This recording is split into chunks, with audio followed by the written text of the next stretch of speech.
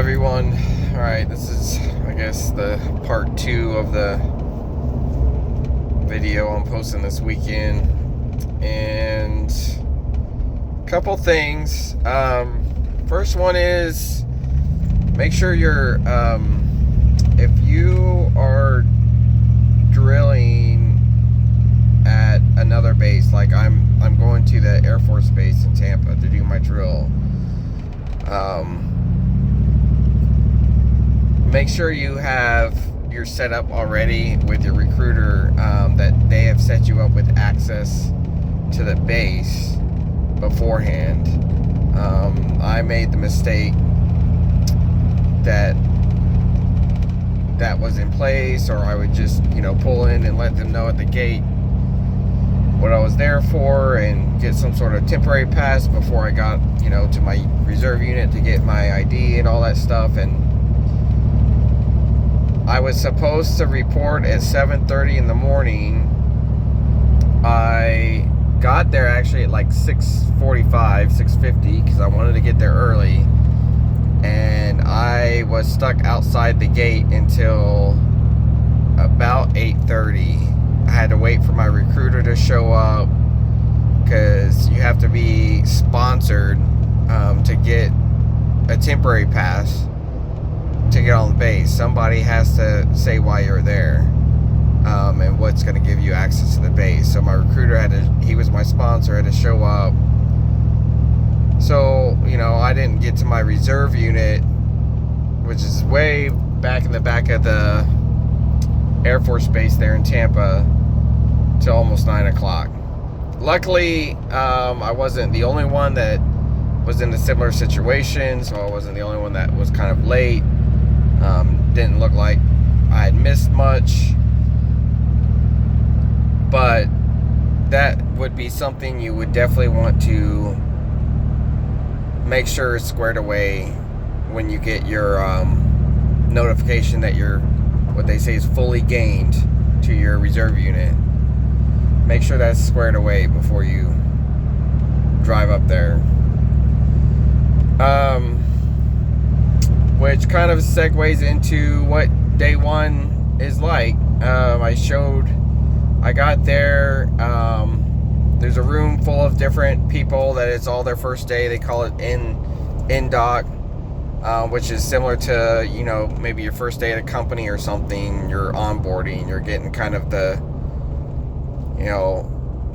higher ups in the unit are coming in, introducing themselves, explaining what they do, and a couple of briefings, or you can call them classes, briefings about kind of what's expected of you. You sit in on a mandatory briefing that's, I guess, mandatory for all the units in the NRC. So you're part of that. And that's about it. A lot comes at you really fast. My biggest thing that I heard multiple times, and I kind of understood it, and I was kind of right, but you really, really finally understand it when you're there, is everybody says, everything's up to you in the Navy Reserves. It's up to you. Your career's in your hands, but what you're required to get done is up to you to get done. And now I understand what makes sense, because, and there's some things I like about the Navy Reserves compared to the Army Reserves, and there's some things that just seem so backwards to me, but I get it. At least I'm not sure if it's the same way for Navy Reserves on naval bases, but it makes sense that it's done this way for Navy Reserves on a Air Force base. But it's still very foreign to me, is you report to the NRC, but within that NRC is multiple Navy Reserve units. So like this class I was in, or I guess this onboarding, this INDOC group, is made up of multiple people that are essentially assigned to various reserve units within that NRC, and they're all coming from different backgrounds. Some are coming off of active duty, some are coming off of active duty with a break in service, some are coming from active duty from another branch, some are, you know, there was one individual that was straight up Navy Reserves, just graduated boot camp.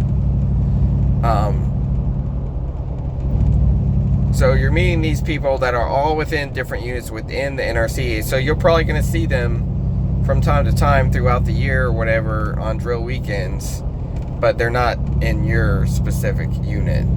And within the NRC, there is multiple departments that serve the NRC to serve the units.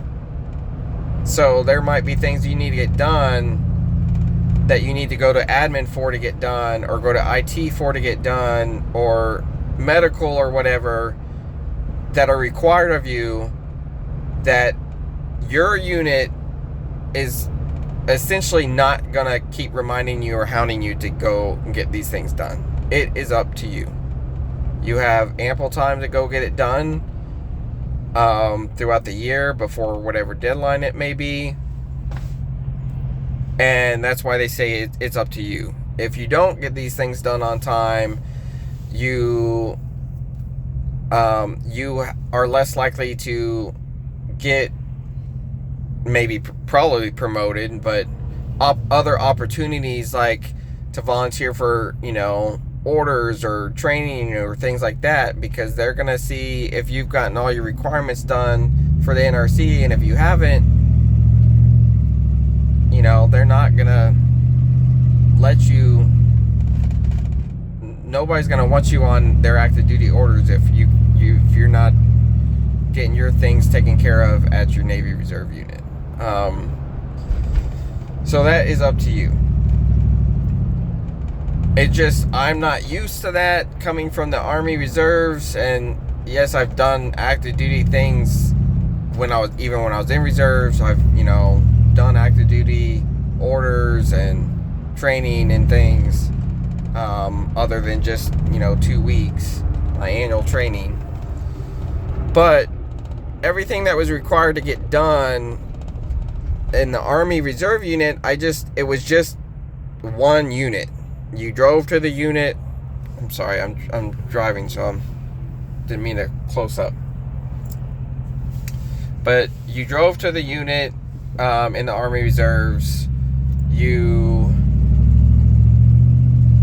participated in whatever was scheduled to do that drill weekend, whatever training, and then you went home. There was no like finding the time to go to whatever to get certain things taken care of. It was like when there was a urinalysis test, and you know, they would spring it on you. Hey, guess what? Random urinalysis test, and everybody had to wait around and pee in a cup. Or PT test, you knew ahead of time a PT test was coming, and you showed up that weekend in your PT gear to take the PT test. Those various, you know, annual training that was pre-scheduled, it was all, you didn't have to think about it or remember to do it. You just followed the herd, basically, and did it. Navy Reserves is definitely not like that. Even they were explaining their PT test. They give 10-week notice of a PT test time frame, which I guess it sounds like it's from March to November, and anywhere within that time frame, it's up to you to schedule your PT test. But even before you can schedule your PT test, there are like multiple things you have to get taken care of, like your annual, they call it PHA, I guess, physical health assessment, I think it means. So you've got to get that done. A couple other things done before, and So there's like 3 various things that you have to get done before you qualify to get scheduled, you know, for your PT test.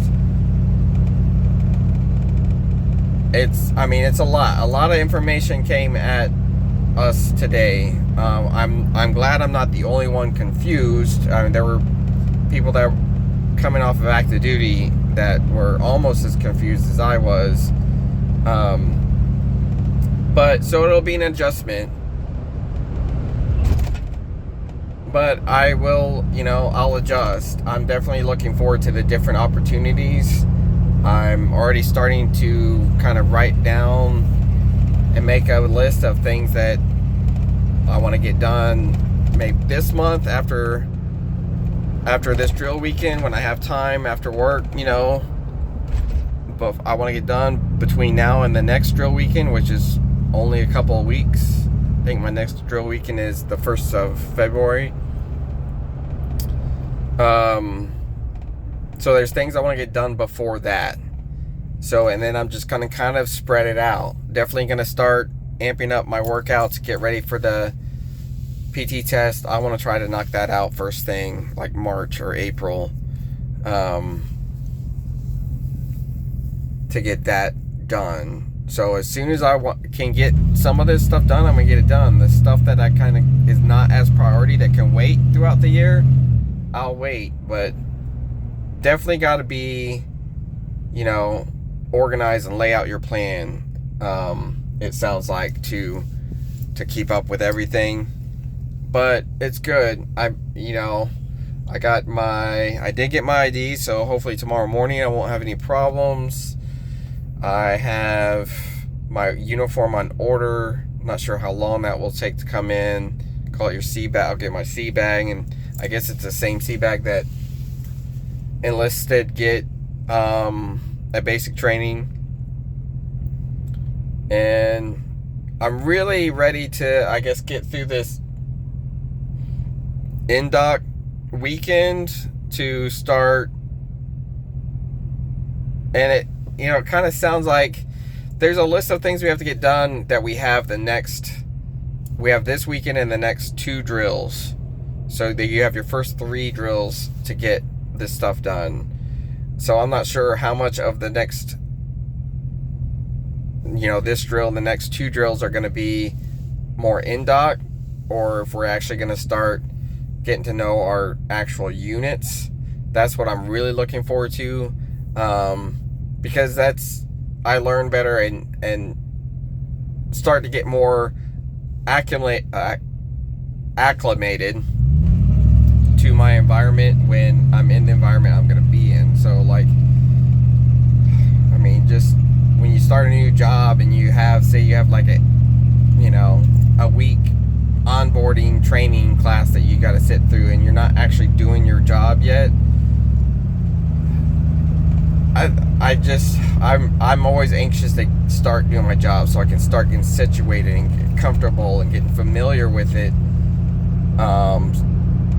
But that'll come, you know. It's just my very first day on my very first drill. So anyway, I've rambled on now for almost 15 minutes, and I'm trying not to make too long of a video when I put all this together. But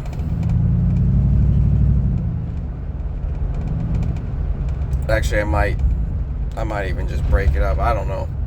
But anyway, I will post again or record again what day 2 was like, and, you know, go from there.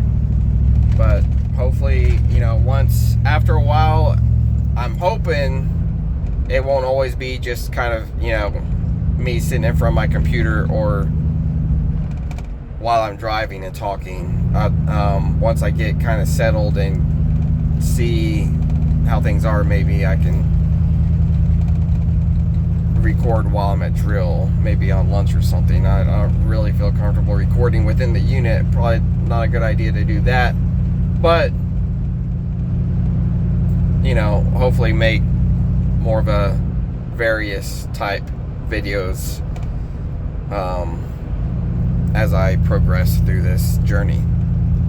Anyway, I will try to post or add a quick update for what day 2 was like tomorrow and get this uploaded, and we'll go from there.